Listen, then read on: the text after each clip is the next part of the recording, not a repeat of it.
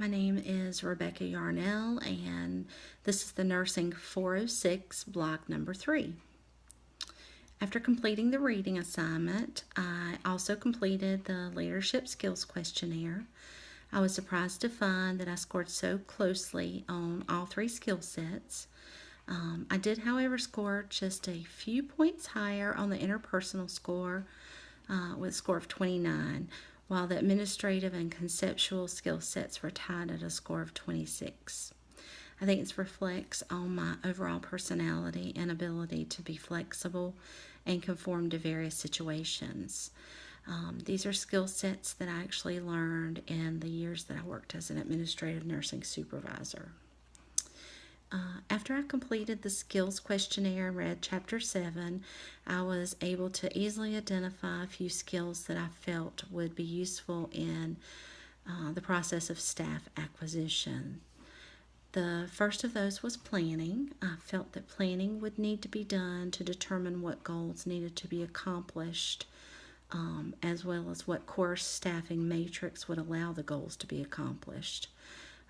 For that, you also needed to incorporate the influx or the absence of your seasonal population of patients, analysis of various census data, as well as taking a look at the different ebbs and flows of patient volumes, and the anticipated number of patients for certain dates and times would need to be addressed also. In addition, evaluation of patient satisfaction surveys and analysis of peak times for things like doctor rounding, admissions, and discharges would all allow a better knowledge to overall be able to staff the needs of the unit.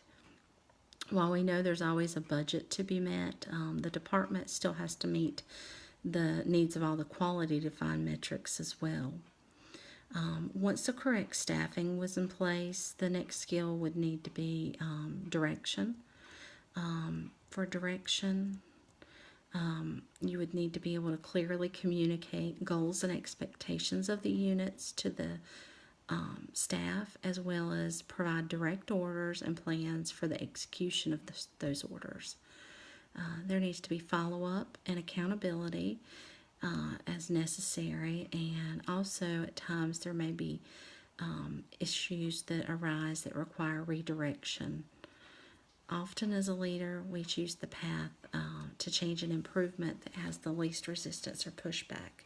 It's just simply easier to avoid conflict as much as possible.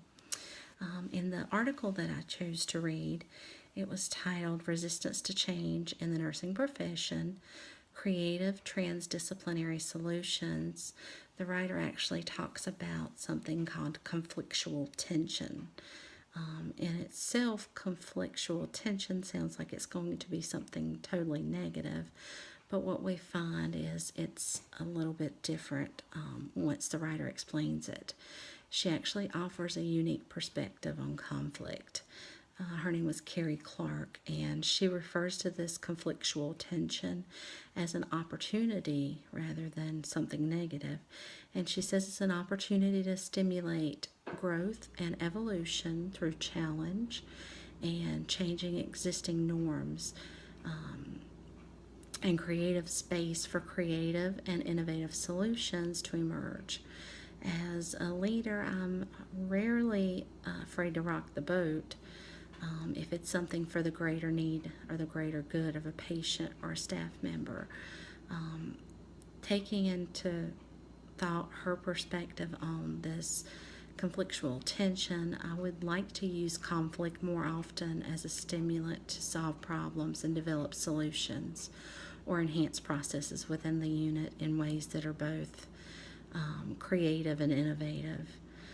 The transdisciplinary models actually intervene and impact on an interpersonal, organizational, community, and public level, which are all needed to provide that all-encompassing care for patients. To be most effective in my role as a leader, I felt that I needed to work closely with my frontline staff. A close working relationship with them would facilitate performance of my department-driven goals as well as the facility-wide initiatives. A strong working relationship with my ancillary departments would also be needed as we are all part of a larger team. That would include departments like lab, radiology, pharmacy.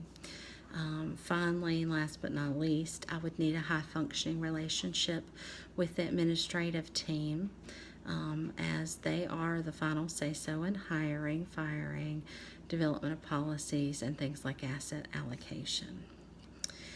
When dealing with departments like administration, I prefer the vertical organizational structure, because it clearly defines that chain of command and you know exactly where to go for each level of need.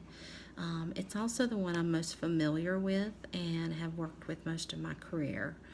To me, it is clearly organized, and if you can locate your place in the grand scheme of things on the vertical structure, you know exactly where you lie within the organization. As for the delivery care model, my preference was by far the progressive care model.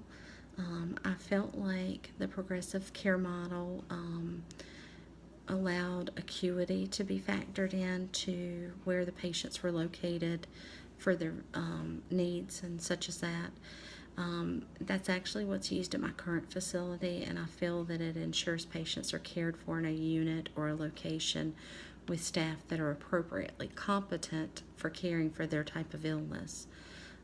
Based on their level of illness or their patient acuity, they can be placed in any number of a specific unit, based on their dependency on a nurse for their care.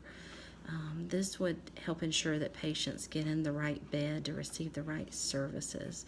And I think acuity is hugely important in determining what resources are needed for patient care.